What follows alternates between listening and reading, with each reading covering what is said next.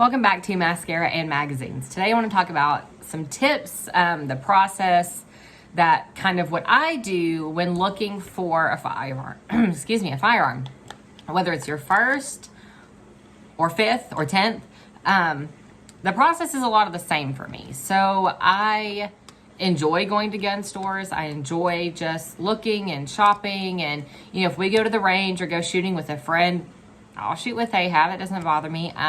I carry a Glock 19, but I am not completely a Glock snob. It's really hard. Like, if someone comes to me, one of the first things that I want to do is point you toward a Glock, and I'll give you like all of my reasons, but it's not the only thing out there, and it's not the only gun that I've ever carried. So what do I do? How do I find this? So I have been carrying for about 6-7 years. No, I guess it's been longer than that. Let's see, 2014. So almost 10 years. Does not seem like it's been that long. Almost 10 years, and I am on my 4th carry gun. So it is a process, and that's okay. It takes time. Your wants, your needs are going to change, and that's okay. It is an investment, though, so you don't want to go buy something and then go to the range and hate it. That's what I was always afraid of.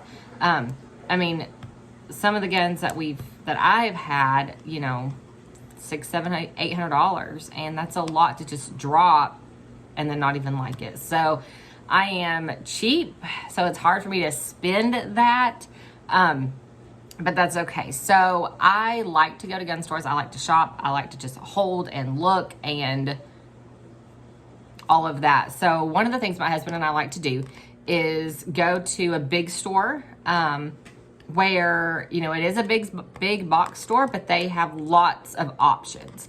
And we just hold and look and compare and feel it. I know that's not everything, but it's a start.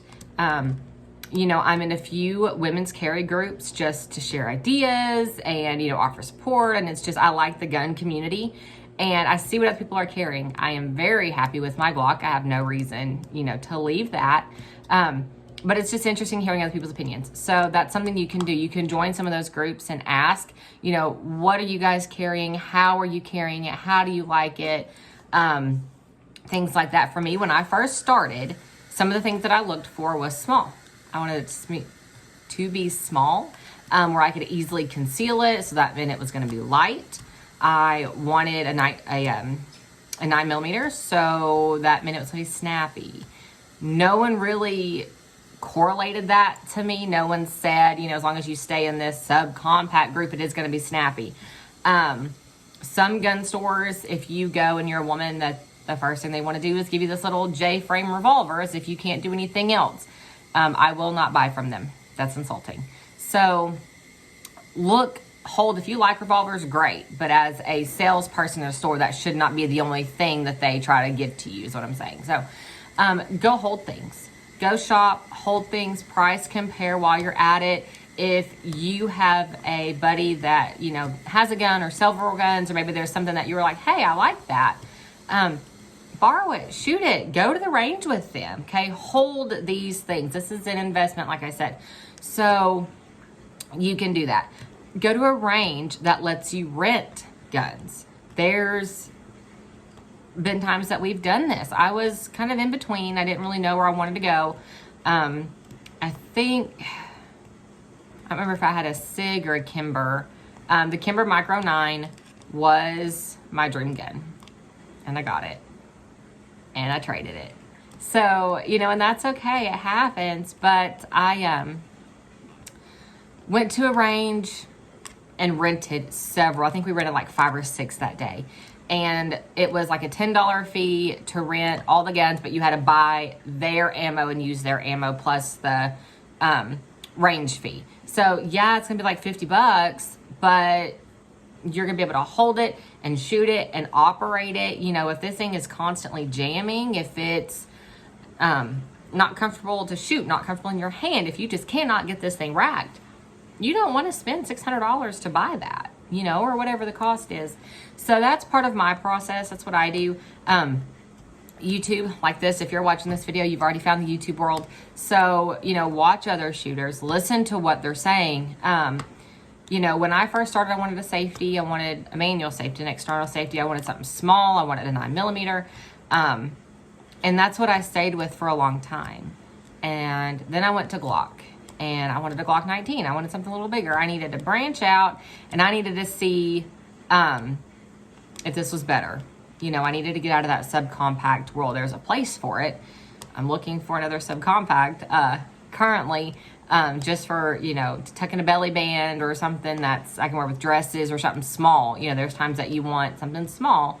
But I really do like my 19. And as you get more proficient, your preferences are going to change. So I don't want that external safety anymore. I don't need it.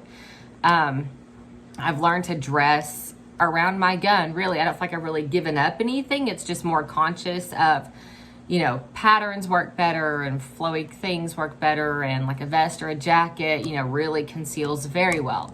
So it's learning a few things like that. I don't feel like I've given up anything. It's all a learning experience, but I don't want you to be afraid to branch out.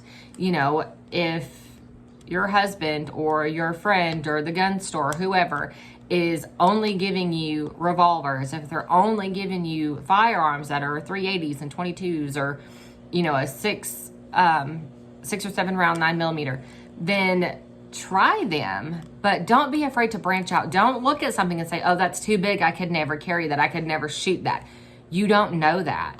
You can, okay? It takes some practice. It takes some work, the right holster, stuff like that. But you can.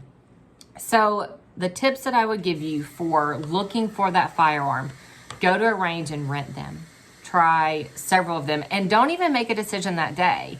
Wait a week or two, go back to that range, go to a different range, go do it again, and see if there's something that's just perfect, you've fallen in love with it, grab it, sure, go for it. But if you're just kind of like, you don't have to make this decision today, okay? Like, it's going to be okay. So don't rush it. Go rent them, okay? Try them out, hold them, go to several stores, price things around, okay? Some stores are way more expensive than others, and just hold, feel, handle them.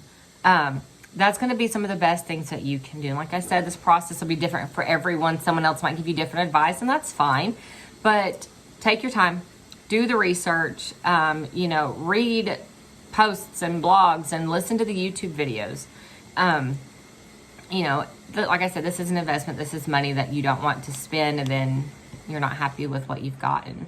When you're looking at firearms, look at the warranty. Most of them have really good warranties.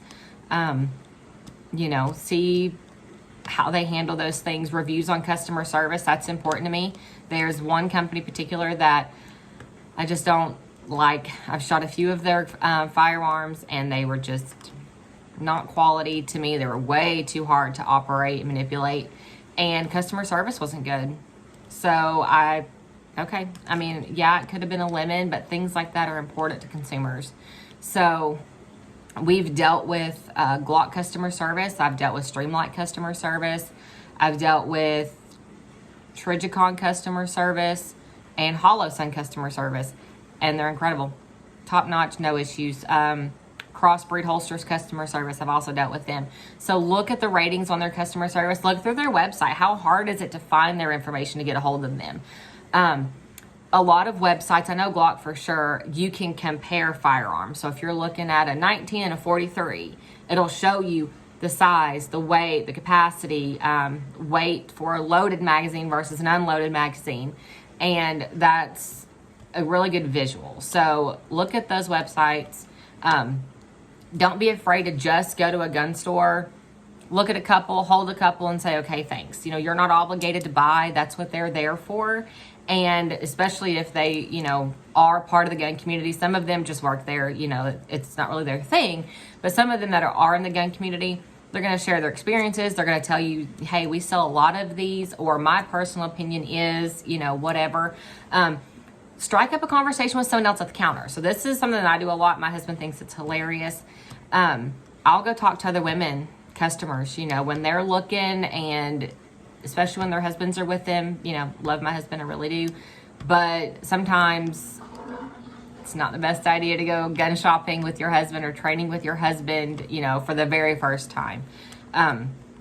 If you're a husband listening to this, please don't just go buy her a gun and bring it home and say, here you go.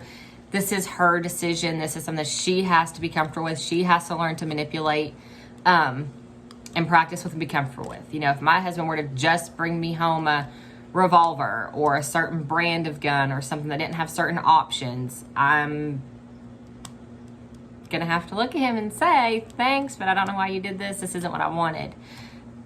So just save both of you the trouble of having to say that, because that's kind of awkward and then she's going to feel bad and it's just not worth it. This is something for her that she has to decide. You know, if you guys want to go together, you want to weigh some pros and cons, you want to look at options, you know, you're kind of nervous to go to the gun store the first time by yourself, that's okay. But just don't be afraid to go in, listen to what other people have to say, take it in, hold a few, compare a few, manipulate it right there in the store. See if you can rack it. You know, see how it feels when you're holding it. Don't aim it at anybody, but we always kind of aim down toward the floor. Look at that sight picture. Are you happy with it? Do you like it? Is it too hard to find? There's lots of options. So these are just some simple tips for starting your firearm journey and some steps that you can take to try to pick a firearm successfully. So I hope this was a help. If you guys have any questions, of course, drop them in the comments below. And thank you guys for watching. I will see you guys later.